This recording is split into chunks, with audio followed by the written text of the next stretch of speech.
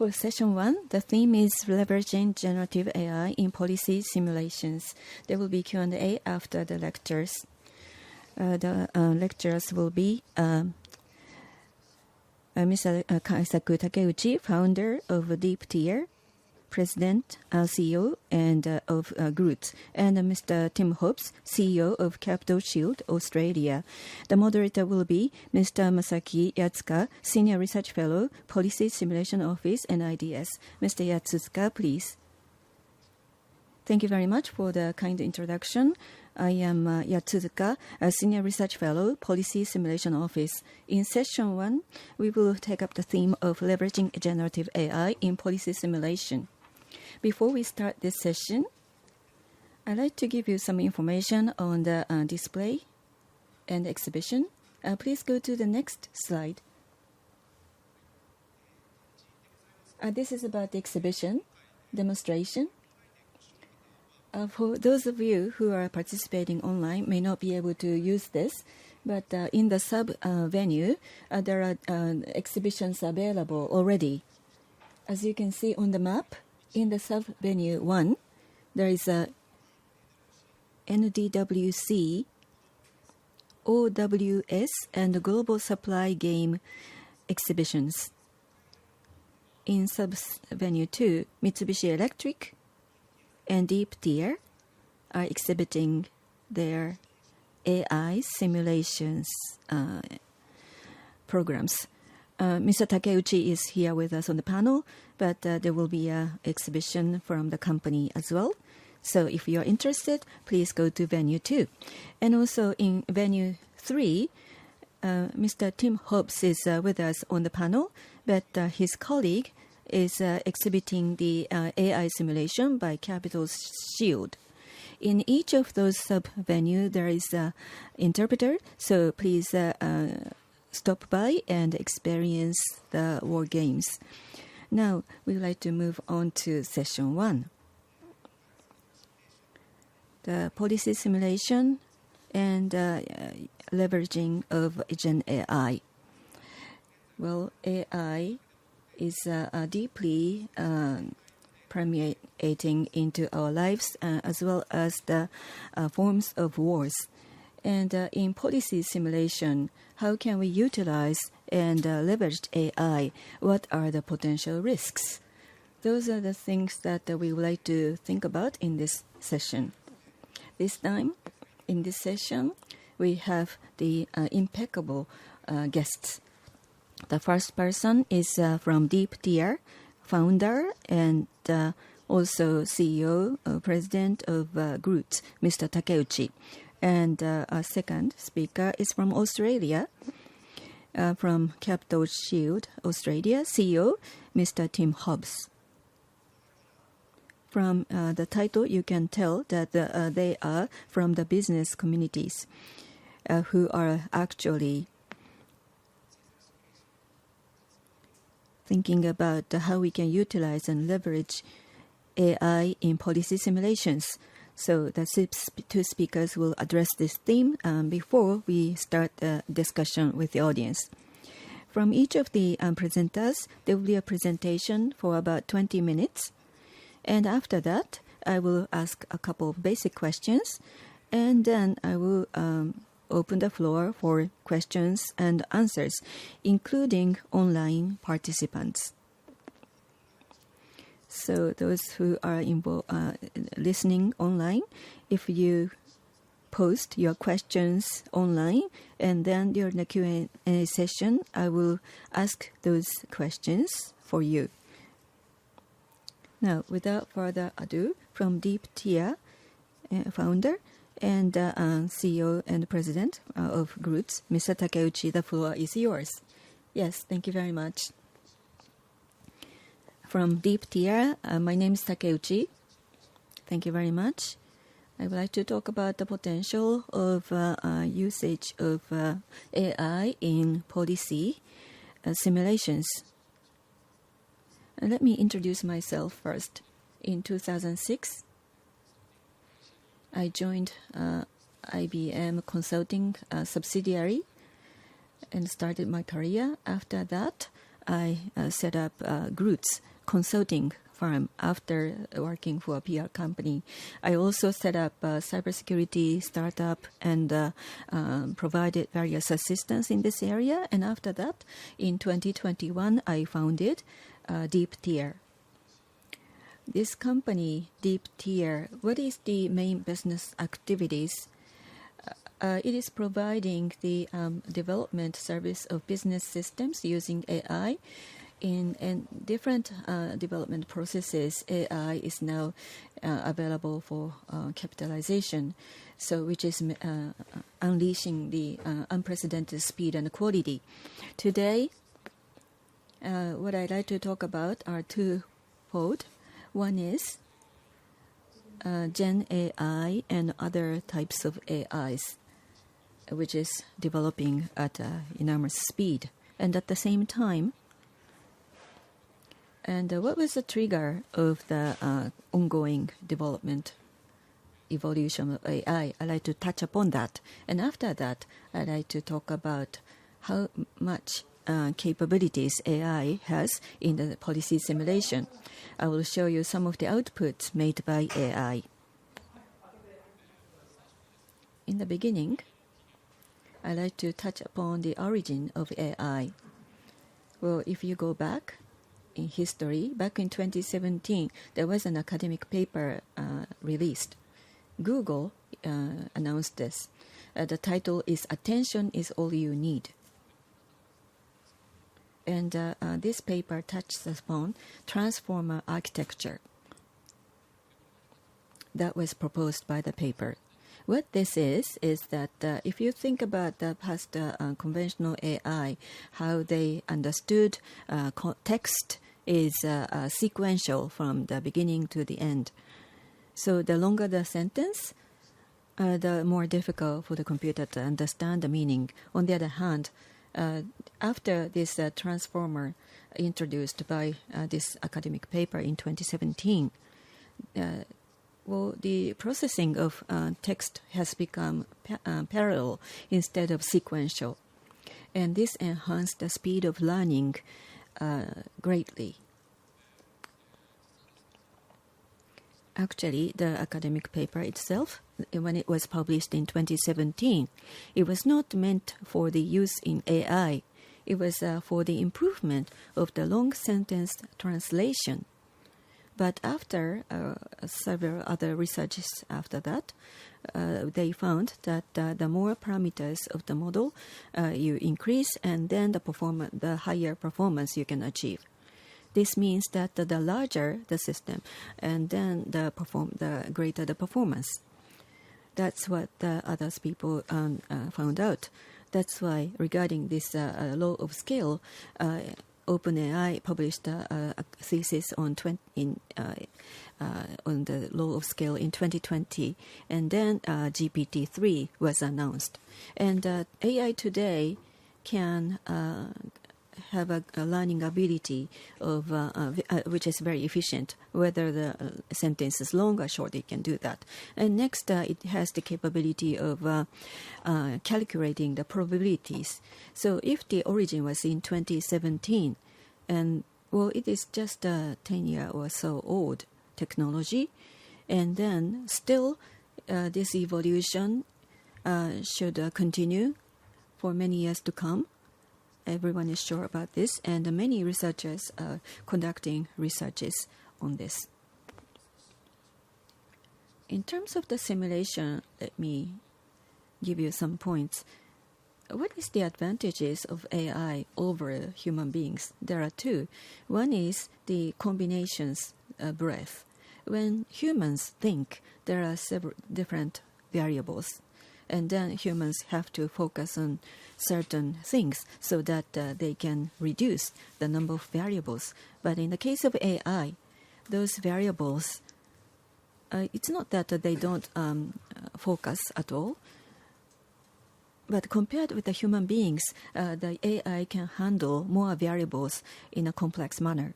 The other is the analysis. Well, based on the same input, human beings under the same conditions, doing the same analysis, that is actually difficult. But by using AI, they can execute the same analysis 100 times or 1,000 times. And then out of that, 70 times of 100 or 700 out of 1,000, they can arrive at the same probabilities. And this, because of the difference in the breadth of combinations and the depth of number of trials, and then you can get the outcome which is beyond expectations. This is what is interesting about AI, because this is something humans have to analyze more. And AI can analyze more in depth and then can find more interesting options and new options that the human beings could not come up with. Today, regarding the policy simulation, I'd like to address this theme. What kind of output AI is able to generate is what I'd like to show you. So there is a scenario creation, running the simulation, and then analysis of the result and evaluation. These are the three major steps I'd like to discuss. Because of time, in terms of the demonstration, I will focus on the second part, running the simulation part. I will show you the actual screen in a demo. So first about the scenario creation. So scenario is written as a document. So it's very easy for AI to analyze. Not much to talk about here. So using the tool that we offer, by answering several simple questions, you can create a format based, or the scenario based on the format. So if you use ChatGPT, even if you don't have tools, you are able to make these practical scenarios. From a different angle, using this scenario as input, so you input this to another AI, then you get this kind of illustration. The initial conditions or circumstances can be summarized like this. So we want to use this simulation or the scenario in the simulation. So there is a Serena Sea. It's a fictitious sea, and there is tension amongst the four powers. So there are four countries, A, B, C, D. There are in tension, and the country A is showing that it might use military might, and that has led to this current situation, which the AI has generated. So sidetracking a little bit, in training and in these education session, it's important that things feel realistic. So you provide the same information in this kind of a newspaper article. That has now become possible with AI. So the simulation, I'll show you how to run it. So on the left-hand side, you see the inputs. In the middle, there is the loop processing. This is when you actually execute the scenario. So we created the scenario earlier, and we're going to have AI run that. So we'll try that, and on the right-hand side, you will see the summary of the results. So where it's squared in red, that's where there are independent AIs. So there are 5 turns. So 5 processes in the middle, which is conducted in a loop. So let me switch screens.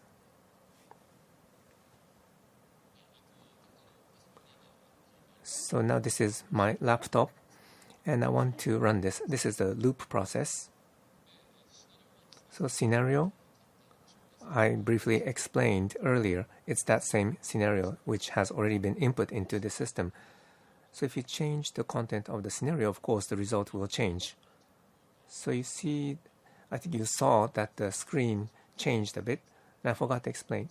By using this deeptier tool, AI and other processing can be more visualized and easy to see. So I don't know how much time it will take, depending on the network connection. But I think you saw that the color has changed. So input has been completed. So each of the turns are in progress now. On the right, top right, some numbers.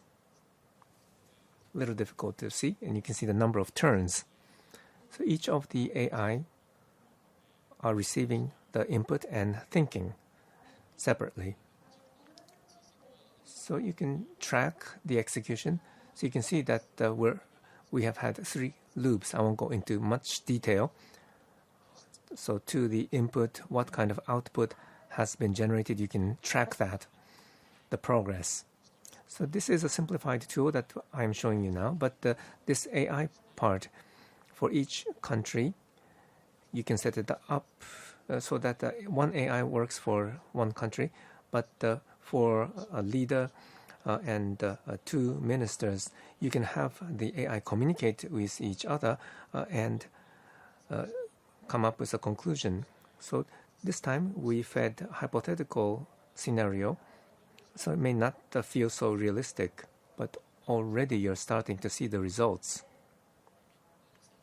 The summary of the results show what actions each of the countries took during the 5 turns, and so what were the disadvantageous actions they took, what were the good things that they did, and so you can see how each of the turns progressed, and you can see the score.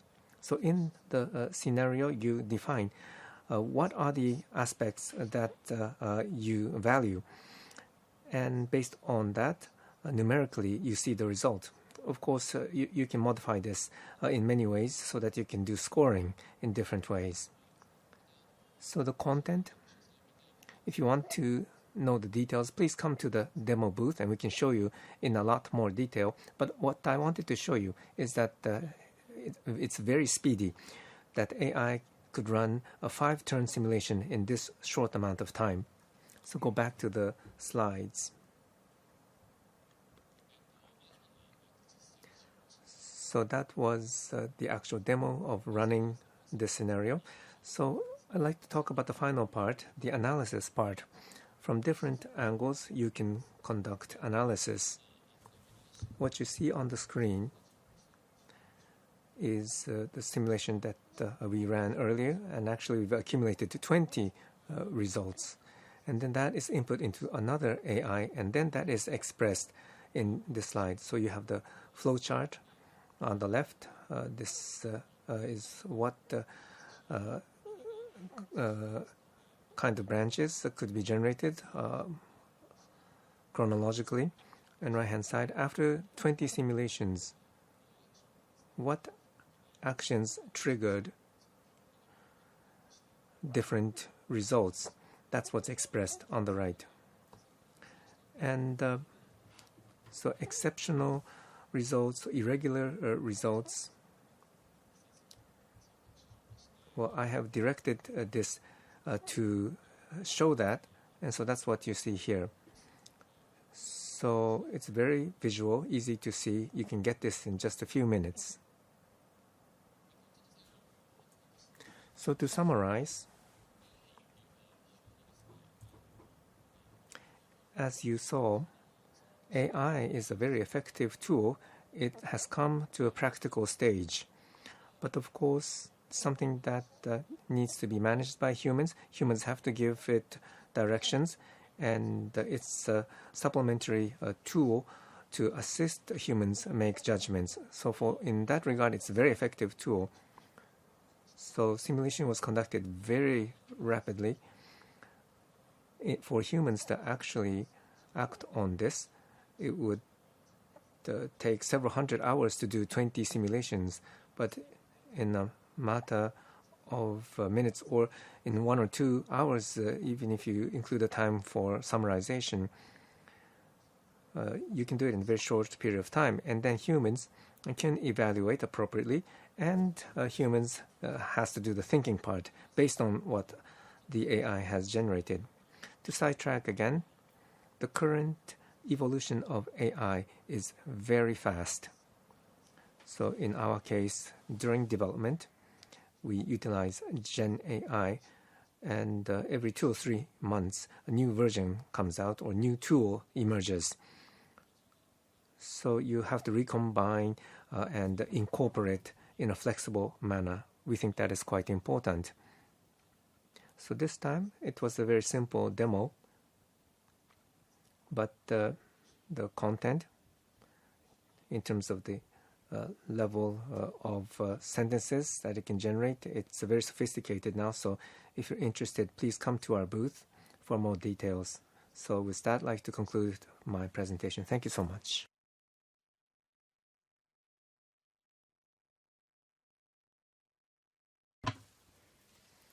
Thank you very much, Mr. Takeuchi. Next,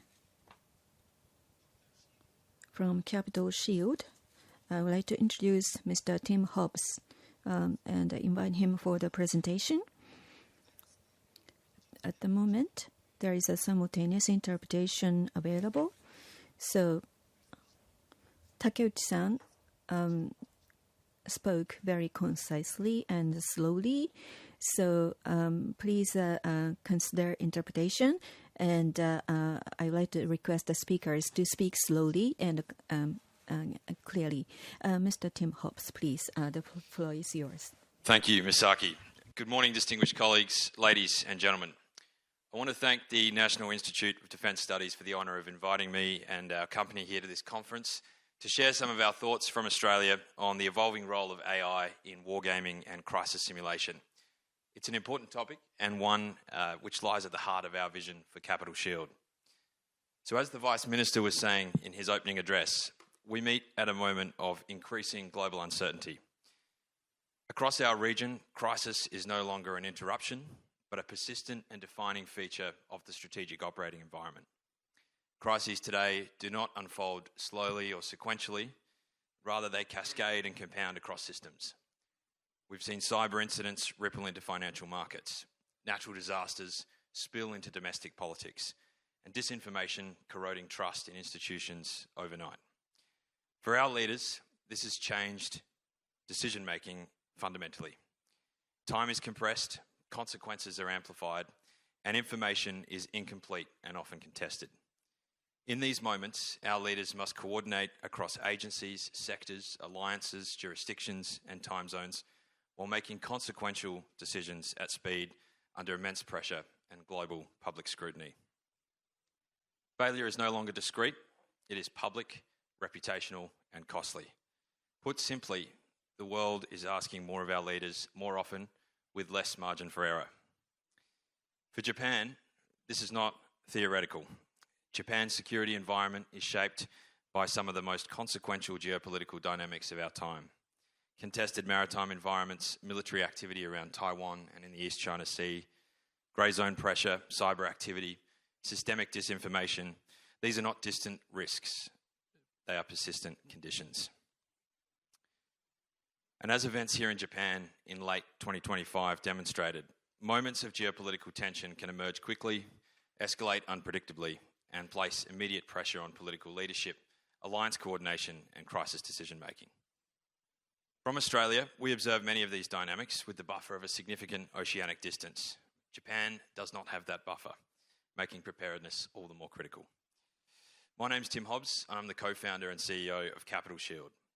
At Capital Shield, we believe that in this new strategic operating environment that we find ourselves in, we must strive for a new standard of preparedness for crisis leadership. Traditional approaches to crisis preparation and many legacy simulation methods are no longer sufficient for the speed, complexity, and consequence our leaders now face. At Capital Shield, we've developed a transformative simulation platform that applies generative AI to simulations, and we believe it sets a new standard for preparing leaders to operate in 21st century crisis environments. But we didn't start with the technology. We started with a problem. How do we better prepare our leaders to operate inside today's strategic realities? To structure my presentation, I want to make three key points. Firstly, why rehearsal matters for leadership under pressure. Second, why many traditional approaches, such as the legacy tabletop exercise that many of us are familiar with, are no longer sufficient for the world that we find ourselves in. And third, perhaps most importantly for the purposes of this conference, what generative AI makes possible, where it's headed, how it changes simulation in practical terms, and how we can harness it to better prepare our leaders for the world ahead. So let me start with rehearsal. There's a simple reason why we rehearse.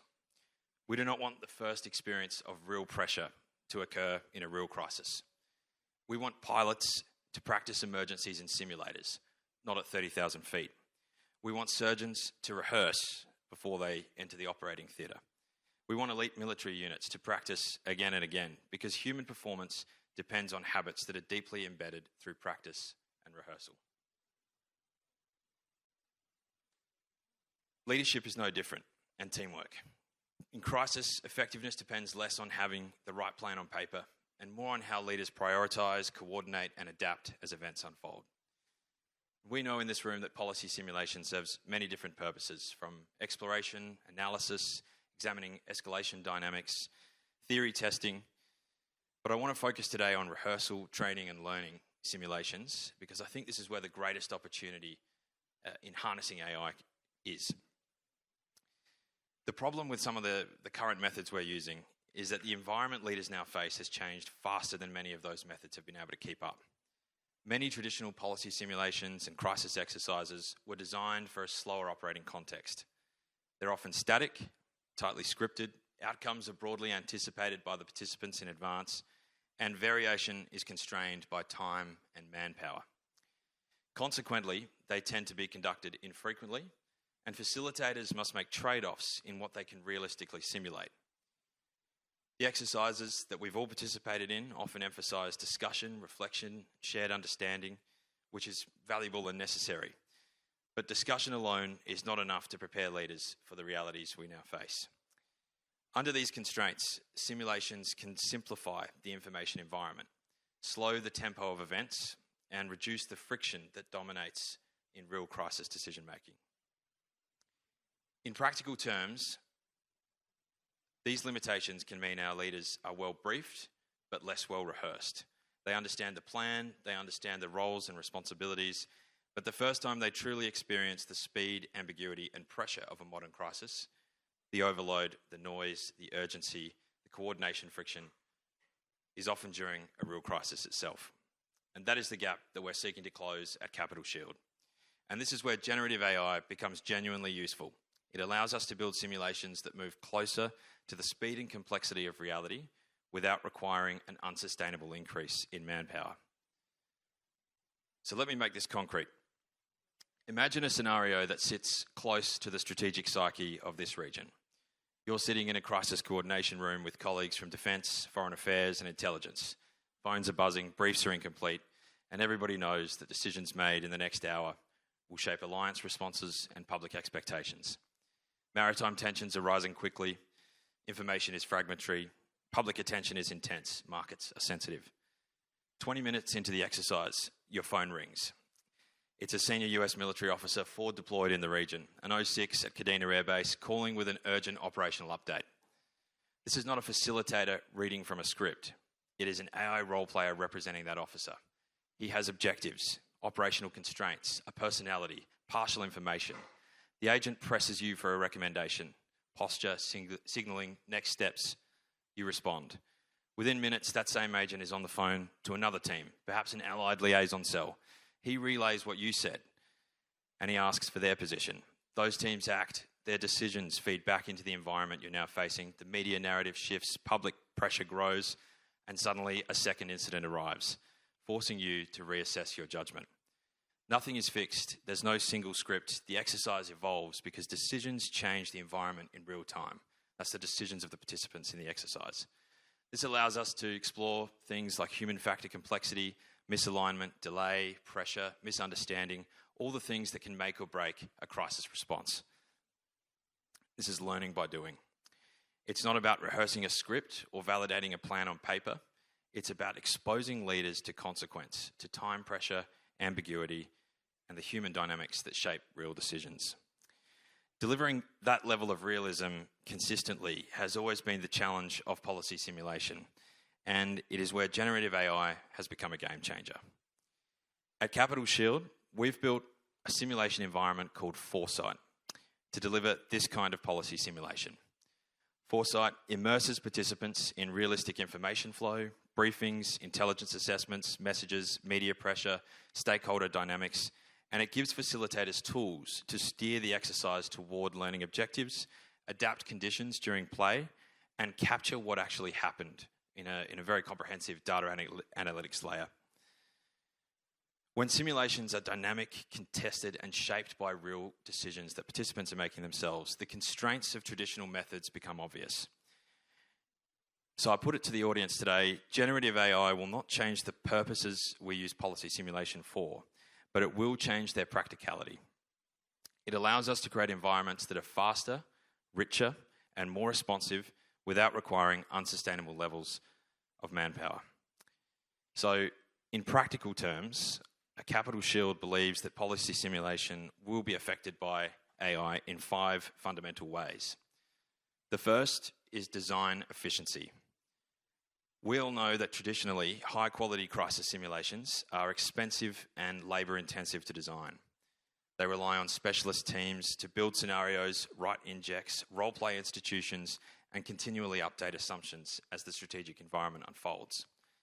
That cost structure inevitably limits who can run an exercise, how often they can be run, and how current they remain.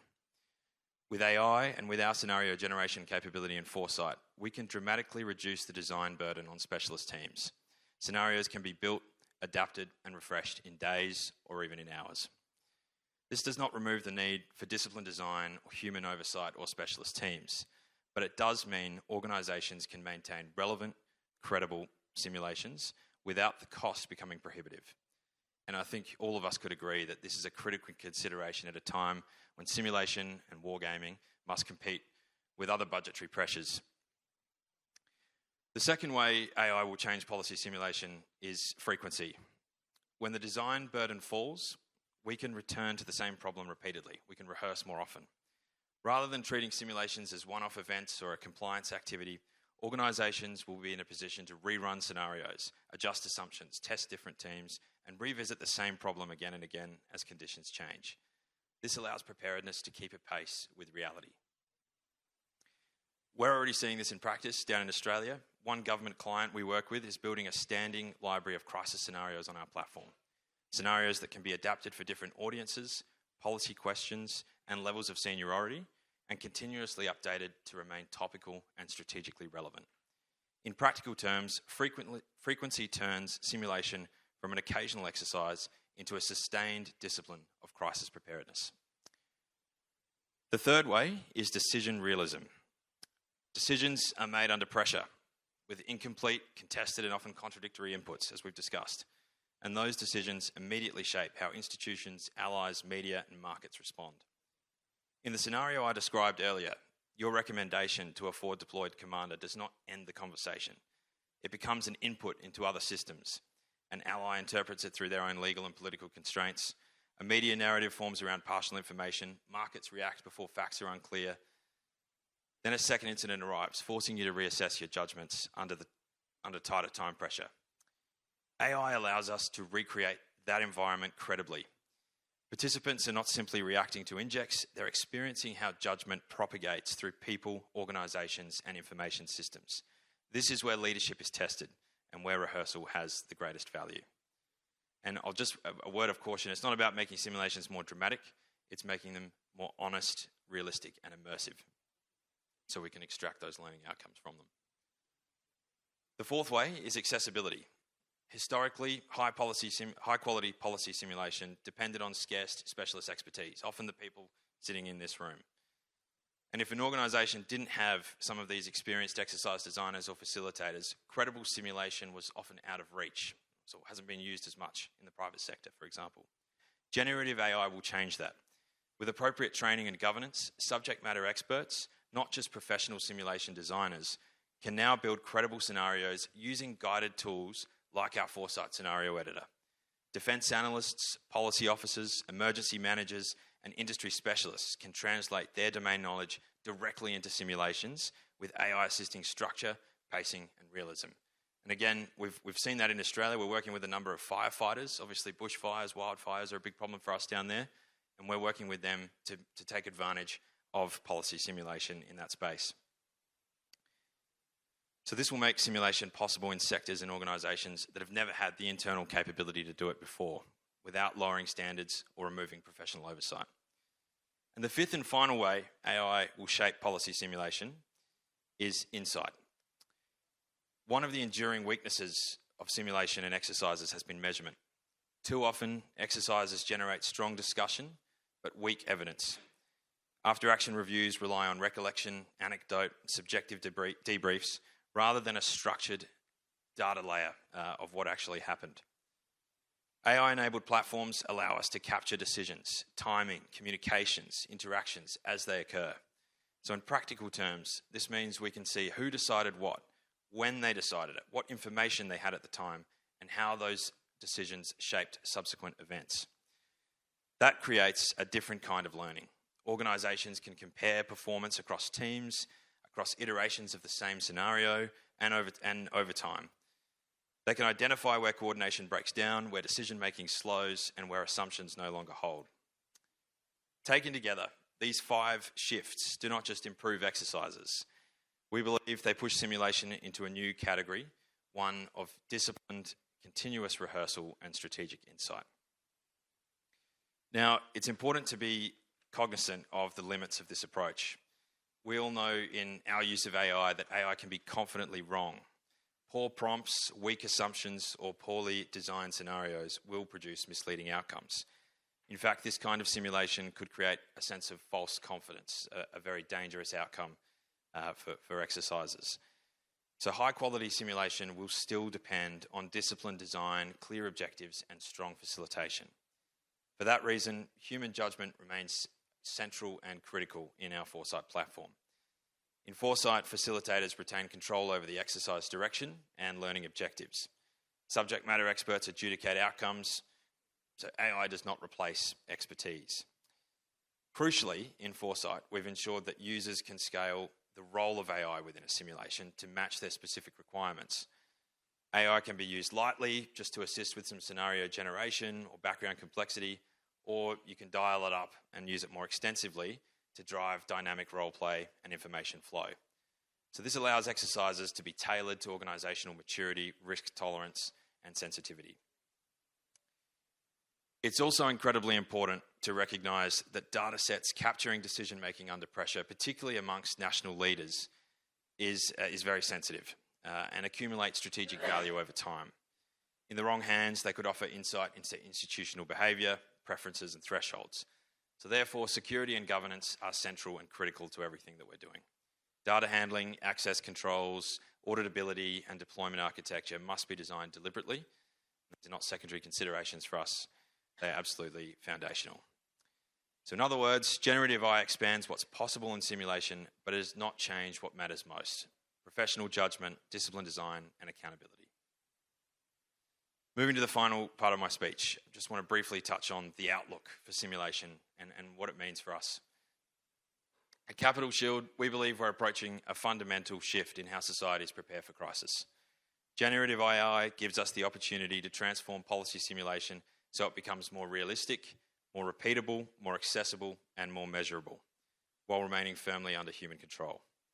Over the rest of this decade, organisations will move toward a continuous rhythm of rehearsal. Just as cybersecurity evolved from periodic audits to constant testing, crisis preparedness will become something that institutions can return to regularly, not as a one-off event, but as a sustained discipline. As the cost and friction of simulation fall, this capability will extend beyond small specialist communities. More parts of government, industry, and civil society will be able to rehearse decision-making under pressure, even where dedicated simulation expertise has not traditionally existed. Most importantly, preparedness will no longer be something that we assume or hope for. It will be something we can observe, compare, measure, benchmark, and improve over time, understanding where decision-making holds up, where it breaks down, and how organisations adapt under stress. That is the future we're building at Capital Shield, a flight simulator for crisis leadership, one that will allow us to rehearse, test, and understand decisions before they matter. And most importantly, one that turns readiness from an aspiration into a real and observable capability. Thank you.